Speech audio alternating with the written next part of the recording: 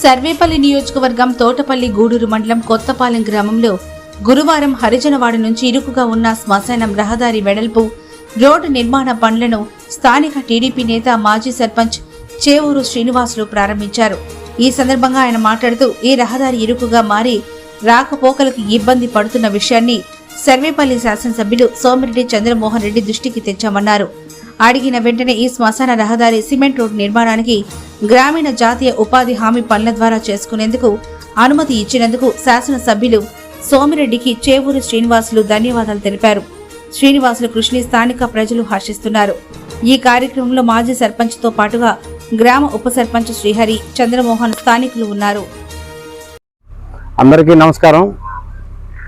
తోటపల్లి గూడూరు టీపీగూడూరు మండలం కొత్తపాలెం పంచాయతీ మాది.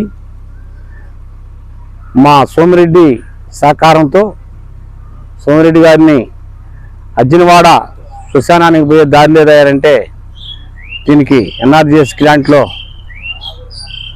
శనస్నాటు చేయించాడు.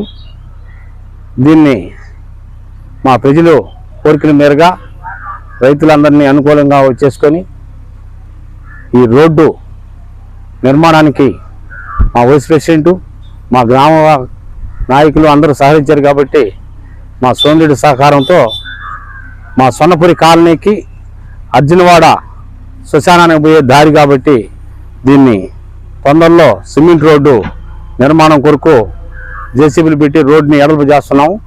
తొందరలోనే సిమెంట్ రోడ్డు వేసి అందరికీ కూడా గ్రామానికి న్యాయం చేస్తామని, ఈ వర్క్లు మాకు అడిగిన వెంటనే మా సోమిరెడ్డి గారు ఇచ్చినందుకుగా మరొక పార్యానికి మా హృదయపూర్వకంగా నమస్కారాలు.